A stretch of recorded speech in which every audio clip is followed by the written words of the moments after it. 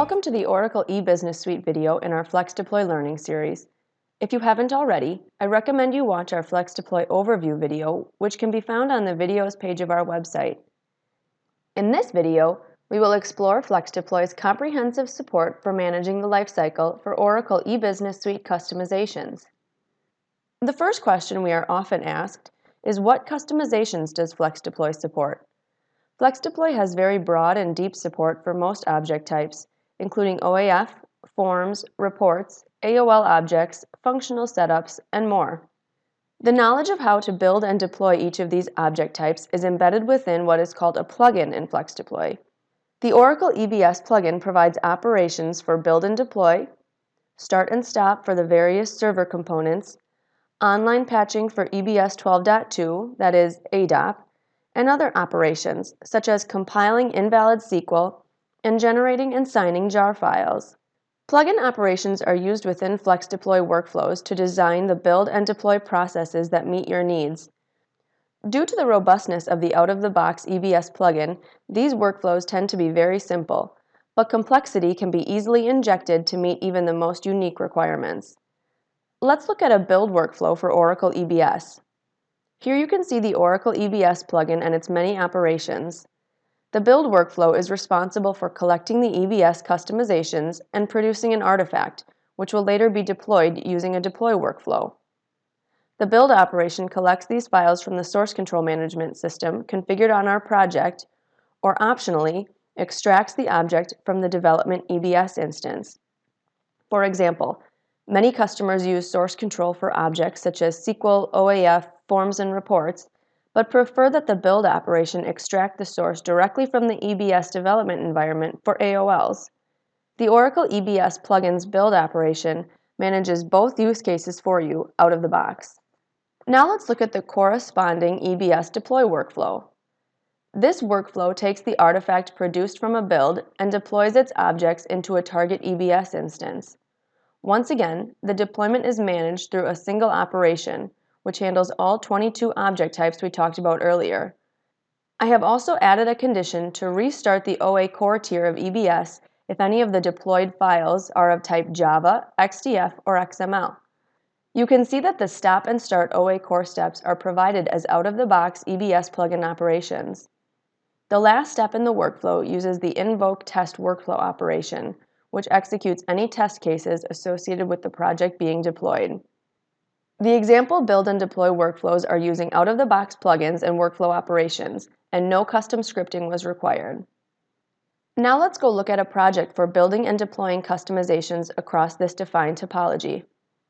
A project is a static definition of a set of customization files, which is typically mapped to your custom top. You can add customization files to the project as needed, but it is static in the sense that you use the same project to manage many releases. If you have a single custom top, you will typically only need one FlexDeploy project to manage it. On the Configuration tab, I first selected the Source Control Management System type, which for this example is Subversion.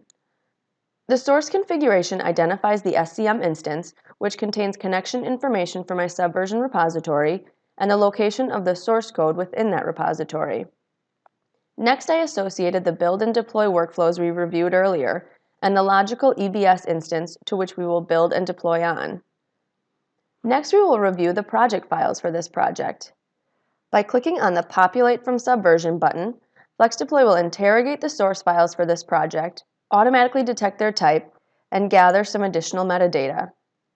The metadata varies from type to type, but let's investigate for a couple of types. For SQL and PL/SQL, we see a few attributes, such as the target location of where the file will be copied to on the server, and the command that will be used to deploy the file. Here we can see that the deploy command copies the file to its destination directory and uses SQL+ to execute the SQL in the EBS database. For AOL objects, we see a few different attributes, such as object type, which again was automatically identified when FlexDeploy interrogated the files. Here, we notice that the source column supports EBS in addition to the default of SCM. If the source type is EBS, a generated build command will be used to extract the object from the EBS instance mapped to our build. The deploy command is used to load the AOL into the target EBS instance. For AOLs, you can see that FND load download is used for build, and FND load upload is used for deployments. We won't review all 22 supported EBS object types supported by FlexDeploy, but it's important to understand that FlexDeploy automatically generates the commands to build and deploy each of the object types and utilizes user-configured properties from the project in topology to accomplish its build and deployment implementation. Attributes can be modified from their defaults, and the commands can be regenerated as necessary to meet your requirements. Now we will save the metadata and execute our first build. There are several options for building EBS customizations, including building all of the files from the SCM for the project, or selecting the individual files within a build request. To build individual files, we can first select the files from the Projects tab and click the Build with Selected button, which launches the build request form with the objects selected for you. We can also search for files and add them to the request form. We can now click on the Submit Request button to submit our build request. On the Execution tab, we can see our build workflow execution has started, and we can monitor its execution and results by clicking on the Execution ID. Here we see that the workflow is implicitly checking out our selected files from the SCM repository and using the EBS plugin's build operation to create the artifact. After the execution completes, we can see the artifact which was produced on the Artifacts tab, or see file-level detail of the artifact on the Files tab. This artifact is now versioned in the FlexDeploy artifact repository, is locked from any further changes, and can be deployed to one or more target environments at any time. Other options for building customizations include augmenting a previous build with new files or new revisions of existing files, consolidating files across one or more builds, or building only files which have changed from the last build. To deploy the build to an environment, we click the Deploy button to launch the Deploy request form. We'll select the target environment and review the files that were captured as part of the build. Note that by default, the latest build was selected for deployment, but we can remove and add a different build if required. We will now click the Submit Request button, and we can see that the deployment request is executing. The deploy operation from the EBS plugin is executing the deployment command of files in the build. Now let's take a look at how to build all of the files for the project without having to pick and choose individual files and why that is important. To build all of the files, simply click on All Files from within the Build button.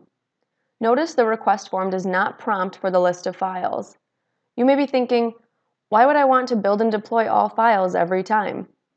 One important feature of FlexDeploy is that while it may build all the files, it will only deploy the files which have actually changed since the last deployment. So if you deploy all files, but only one changed, it will truly only deploy the one file.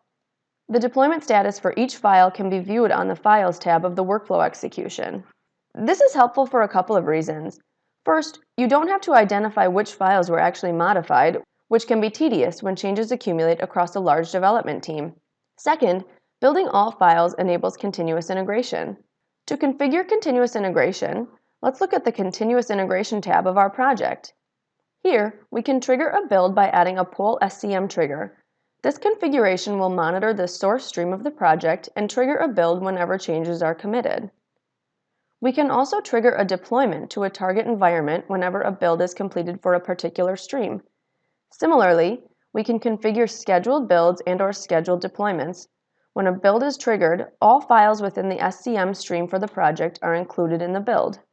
Now that we have deployed some EBS customizations, let's look at the visibility we have in FlexDeploy. On the Environment State report, we can see what files were deployed, their versions, who deployed them, and other auditing detail. On the Environment History report, we can see the full history of every file deployed to every environment, providing a full audit history. Finally, the Environment Discrepancy report provides visibility into the differences between two or more environments.